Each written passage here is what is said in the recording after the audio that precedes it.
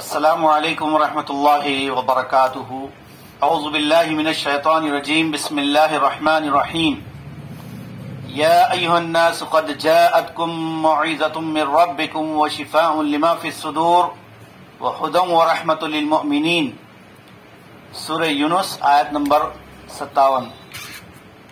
اللہ تبارک و تعالیٰ کا فرمان ہے، اے لوگو تمہارے پاس تمہارے رب کی جانب سے واعظ و نصیحت کی باتیں آ چکی ہے اور شفا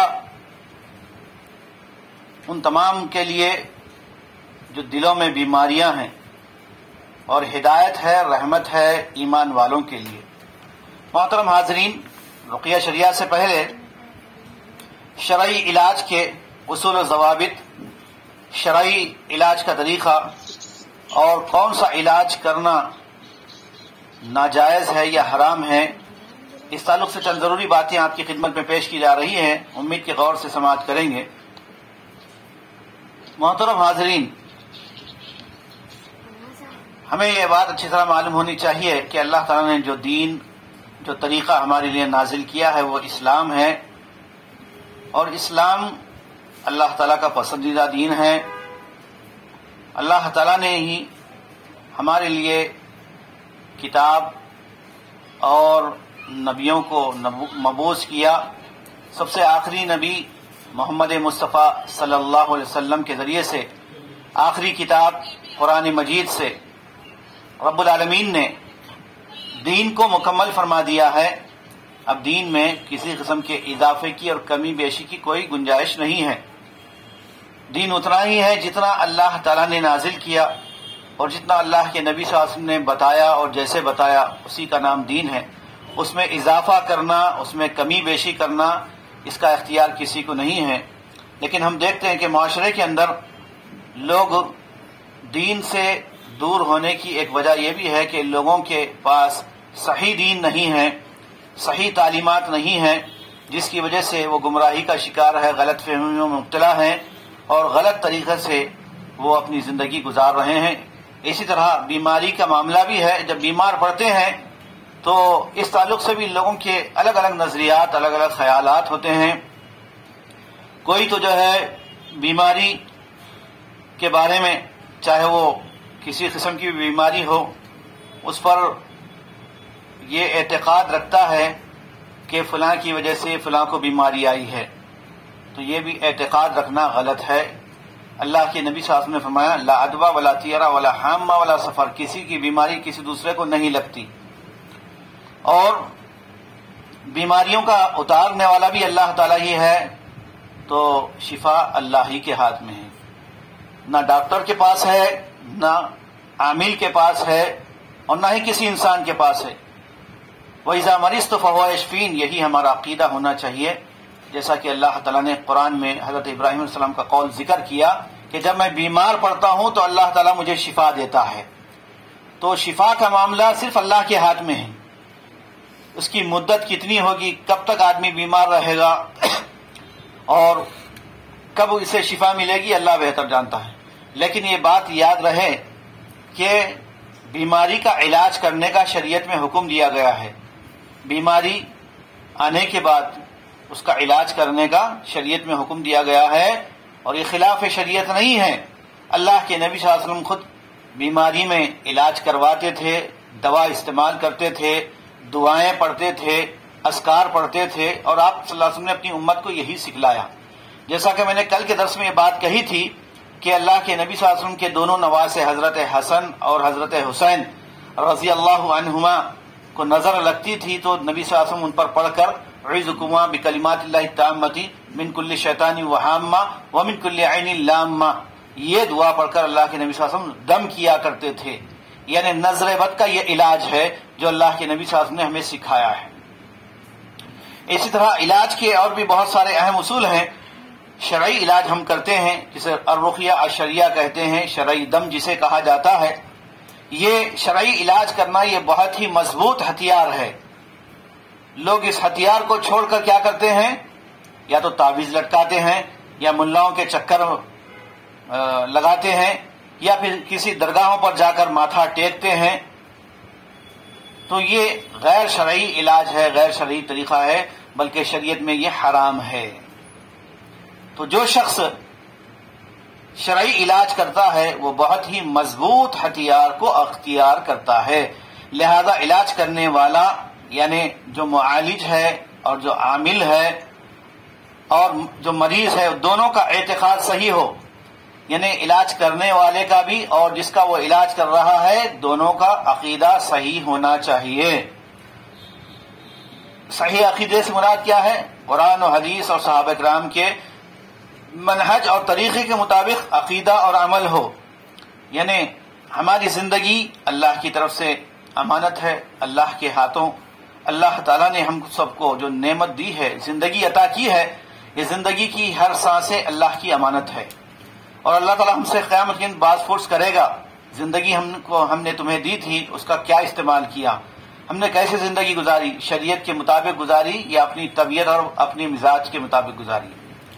تو لہٰذا ہم کو زندگی کے سارے معاملات میں اللہ پر توکل کرنا ہے، اللہ تعالیٰ پر بھروسہ کرنا ہے، قرآن و حدیث کے مطابق زندگی گزارنا ہے اور صحابہ کرام کے طریقے پر چلنا ہے۔ تو بیماری اور شفا، نفع اور نقصان، ہدایت و گمراہی، غربت و مالداری اللہ تعالیٰ کی جانب سے ہوتی ہے۔ اس کی تفصیل اگر آپ دیکھنا چاہیں تو سورہ مائدہ آیت نمبر 23 میں اور سورہ یونس آیت نمبر 107 میں اس کی تفصیل دیکھ سکتے ہیں۔ دوسری شرط یہ ہے، دوسرا اصول یہ ہے کہ نیت خالص ہو، نیت خالص ہو اور مقصد بھی نیک ہو۔ انما الاعمال بالنیات، سارے کاموں کا دار و مدار نیت پر ہے۔ اگر ہمارا اللہ تعالیٰ پر حسن ظن ہوگا، اچھی نیت ہوگی تو اللہ تعالیٰ ہمارا بھلا کرے گا، لیکن اگر اللہ تعالیٰ پر گلے شکوے ہیں اور آپ سمجھ رہے ہیں کہ مجھے اللہ تعالیٰ کیوں بیمار رکھا ہے، اتنے برسوں سے علاج کرا رہا ہوں، اتنے برسوں سے میں دوا کھا رہی ہوں، اتنے برسوں سے میں پڑھا رہی ہوں، لیکن مجھے کچھ بھی فائدہ نہیں ہو رہا ہے، تو یہ آپ کے اعتقاد میں کمی کا نتیجہ ہے، اللہ پہ بھروسہ نہیں ہے آپ کو، آپ کی نیت میں ابھی خلوص نہیں ہے۔ نمبر 3، اطاعت کے کاموں میں سبقت لے جانا، نیک کاموں میں، خیر کے کاموں میں، اچھے کاموں میں جو شریعت کے مطابق اس میں آگے بڑھنا، اور نافرمانی سے بچنا، اللہ کی نافرمانی سے بچنا، مشکوک اور حرام کاموں سے اور بے پردگی سے بچنا، یعنی حرام کام کھانے، جتنے قسم کے حرام چیزیں ہیں کھانے پینے کے وہ تمام چیزوں سے بچنا، اور بے پردگی سے بچنا، بے حیائی سے بچنا، یہ عورتوں پر بھی فرض ہے۔ اور اسی طرح 5واں اصول یہ ہے کہ علاج سے پہلے معالج توحید و سنت پر عمل پیرا ہونے اور غیر شرعی رسومات و بدعات و خرافات چھوڑنے اور اللہ کا خوب ذکر کرنے اور توبہ استغفار کرنے کی دعوت دیتا رہے، جیسا کہ میں ابھی درس آپ کو دے رہا ہوں، اور دعا سے پہلے، رقیہ شریعہ سے پہلے آپ کو میں سمجھا رہا ہوں کہ شریعت کے اصول کیا ہیں اور دین کی اہمیت کیا ہے۔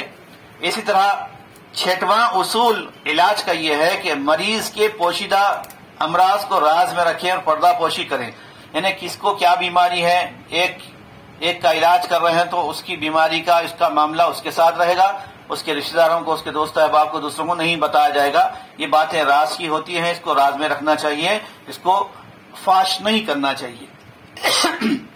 نمبر 7، مریض کو خوف اور ہیبت نہ دلائیں۔ اکثر ہم دیکھتے ہیں کہ آپ کوئی ڈاکٹر کے پاس جاتے ہیں یا کسی عامل کے پاس جاتے ہیں تو وہ آپ کی حالت کو دیکھ کر، آپ کی کیفیت کو دیکھ کر جو ہے سمجھ جاتے ہیں، اور آپ کو بعض لوگ یعنی عاملین اور بعض ڈاکٹر کیا کرتے ہیں، مریض کے جیب پر ان کی نگاہ ہوتی ہے اور مریض کو جو ہے ہیبت دلاتے ہیں، خوف دلاتے ہیں، یہ ٹیسٹ اگر نہیں کرائیں گے تو اور بیماری بڑھ جائے گی، یہ نہیں کرائیں گے تو آپ کو اور فلاں بیماری آ جائے گی اور ایسا نقصان ہوگا، ایسی باتیں بول کر مریض کو جو ہے خوف زدہ کیا جاتا ہے، یہ شریعت کے خلاف ہے۔ اس لیے ہم کیا کرتے ہیں، چاہے بیماری کتنی بھی بڑی کیوں نہ ہو، ہم اس کو تسلی دیتے ہیں کہ اللہ کے ہاتھ میں ہے، لا باس طہور انشاءاللہ۔ مریض کے پاس جائیں تو اس کی تیمارداری کے سلسلے میں اللہ کے نبی صلی اللہ علیہ وسلم نے خود فرمایا کہ اس کی پیشانی پہ ہاتھ رکھ کر یہ دعا پڑھو، لا باس طہور انشاءاللہ، خوف کھانے کی، غم کرنے کی، فکر کرنے کی کوئی بات نہیں ہے، اللہ نے چاہا تو یہ بیماری، اللہ تعالیٰ اس بیماری سے تم کو شفا عطا فرمائے گا۔ بلکہ اللہ پہ توکل اور بھروسہ کرنے کی دعوت دینا چاہیے۔ معالج جھوٹ نہ بولے، انہیں جو علاج کر رہا ہے وہ اپنے پیشنٹ کو، مریض کو جو ہے جھوٹ بول کر علاج نہ کرے۔ جھوٹ بولنے والے کی باتوں میں اس کے علاج میں اثر بھی نہیں ہوتا، لہذا جھوٹ سے بچنا چاہیے۔ ہر ایک کے لیے یہ حرام ہے، چاہے وہ علاج کر رہا ہو یا جس کا علاج ہو رہا ہو، کیونکہ اللہ تعالیٰ نے قرآن میں فرمایا کہ اللہ تعالیٰ کی جھوٹوں پر لعنت ہے، اور تم سچ بولنے والوں کے ساتھ ہمیشہ رہو۔ کونوا مع الصادقین، اس لیے سچ بولنا چاہیے، خود پسندی اور تکبر میں مبتلا نہیں ہونا چاہیے۔ بعض جو عاملین ہیں وہ لوگ یہ سمجھتے ہیں کہ ہمارے علاج کرنے کی وجہ سے، ہمارے دوا دینے کی وجہ سے، ہمارے دعا پڑھنے کی وجہ سے فلاں کو صحت مل گئی، تمہارے پڑھنے کی وجہ سے نہیں، اللہ تعالیٰ کے منشے، اللہ کی مرضی کے تحت اللہ نے فلاں کو تمہارے ذریعے سے شفا دی ہے، تمہارے ہاتھوں میں کچھ نہیں ہے۔ یہ یقین ہونا چاہیے کہ سب اللہ کے ہاتھ میں ہیں، دستے خدا میں ہیں، اور غیب دانی کا دعویٰ نہ کریں، ہاتھ دیکھ کر، چہرہ دیکھ کر اور کسی کے جو ہے مستقبل کا دعویٰ کرنا، کہ بتانا کہ تم کو یہ ہونے والا ہے، یہ سب باتیں غلط ہے اور اس پر یقین نہیں کرنا چاہیے۔ نمبر 9، تعویذ لٹکانا یہ جائز نہیں ہے۔ اللہ کے نبی صلی اللہ علیہ وسلم نے فرمایا، مسند احمد کی حدیث ہے، من علق تمیمۃ فقد اشرک، جس نے تعویذ ڈوری لٹکائی، یہ ہاتھ پہ ڈوری باندھی، گویا اس نے شرک کیا، اور شرک کرنے سے ساری نیکیاں، ساری عبادتیں بیکار ہو جاتی ہے۔